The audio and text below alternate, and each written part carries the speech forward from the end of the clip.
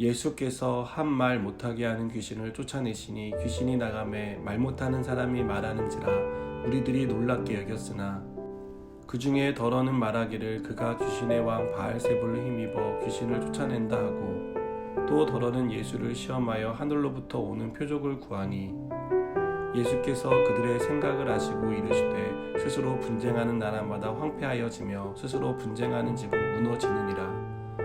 너희 말이 내가 바알세불을 힘입어 귀신을 쫓아낸다 하니 만일 사탄이 스스로 분쟁하면 그의 나라가 어떻게 서겠느냐. 내가 바알세불을 힘입어 귀신을 쫓아내면 너희 아들들은 누구를 힘입어 쫓아내느냐. 그러므로 그들이 너희 재판관이 되리라. 그러나 내가 만일 하나님의 손을 힘입어 귀신을 쫓아낸다면 하나님의 나라가 이미 너희에게 임하였느니라. 강한 자가 무장을 하고 자기 집을 지킬 때에는 그 소유가 안전하되 더 강한 자가 와서 그를 굴복시킬 때에는 그가 믿던 무장을 빼앗고 그의 재물을 나누느니라. 나와 함께하지 아니하는 자는 나를 반대하는 자요 나와 함께 모으지 아니하는 자는 해치는 자니라. 더러운 귀신이 사람에게서 나갔을 때 물 없는 곳으로 다니며 쉬기를 구하되 얻지 못하고 이에 이르되 내가 나온 내 집으로 돌아가리라 하고 가서 보니 그 집이 청소되고 수리되었거늘 이에 가서 저보다 더 악한 귀신 7을 데리고 들어가서 거하니 그 사람의 나중 형편이 전보다 더 심하게 되느니라. 이 말씀을 하실 때 무리 중에서 한 여자가 음성을 높여 이르되 당신을 뵌 태와 당신을 먹인 젖이 복이 있나이다 하니 예수께서 이르시되 오히려 하나님의 말씀을 듣고 지키는 자가 복이 있느니라 하시니라. 아멘. 똑같은 일을 보지만 그것을 보는 사람들의 관점은 각각 다른 것을 봅니다. 예수님은 말 못하게 하는 귀신을 고치셔서 말 못하던 사람이 말을 하기 시작했습니다. 이 광경을 수많은 사람들이 보았는데요. 그 중에 대다수의 사람들은 놀랍다는 반응을 보였습니다. 어떻게 이런 일이 일어날 수 있는지 그들은 너무나 놀라웠던 것입니다. 그러나 그 모습을 지켜보던 일부 사람들은 예수님을 의심했습니다. 예수님이 귀신의 왕 바알세불을 힘입어서 그러한 능력을 보이는 것이다라고 예수님의 능력을 폄하했습니다. 또 일부 사람들은 예수님을 시험하기도 했습니다. 그들은 예수님께서 하늘로부터 오는 증거를 보여주시면 믿겠다라는 그러한 자세를 보였습니다. 아직 당신을 믿지 못하겠으니 그럴 만한 증거를 보여달라는 것이었죠.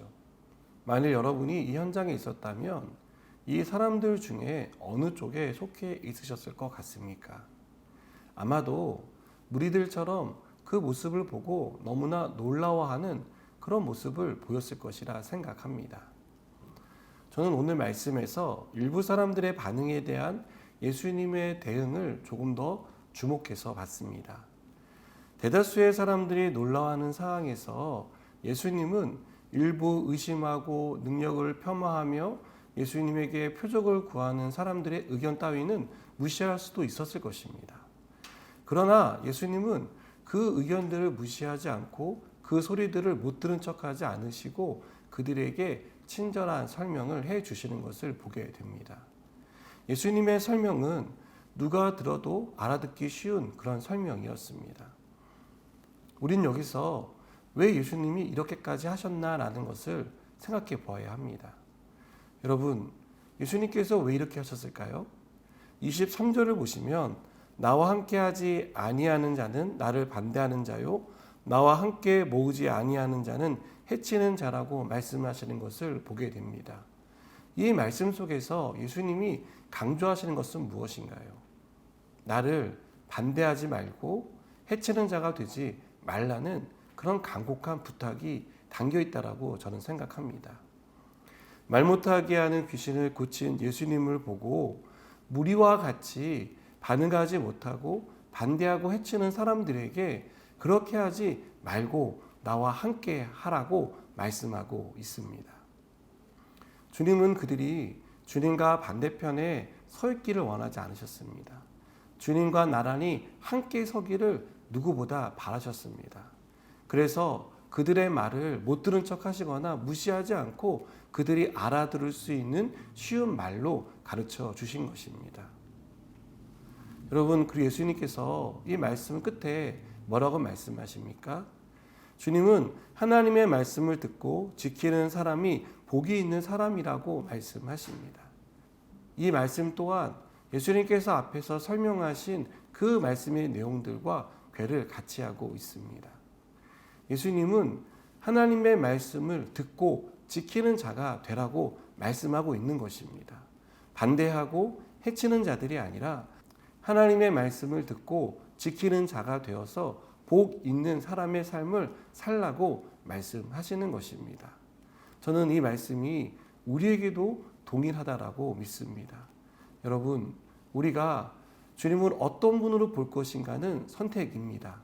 놀라워할 것인지, 의심할 것인지, 폄하할 것인지, 아니면 여전히 믿지 못해서 어떤 표적을 또 구하는 사람이 될 것인지는 우리의 선택입니다. 그러나 이 선택을 하기에 앞서서 주님이 우리에게 원하시는 것은 우리가 놀라워하는 사람이 되기를 원하십니다. 하나님의 말씀을 듣고 지키는 자가 되어서 복 있는 사람이 되기를 원하신다는 이 사실을 여러분 기억하시기를 바랍니다.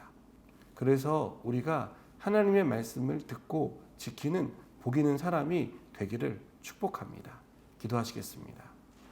하나님, 우리가 주님의 말씀을 듣고 지키는 자의 삶을 살아가게 하여 주시옵소서.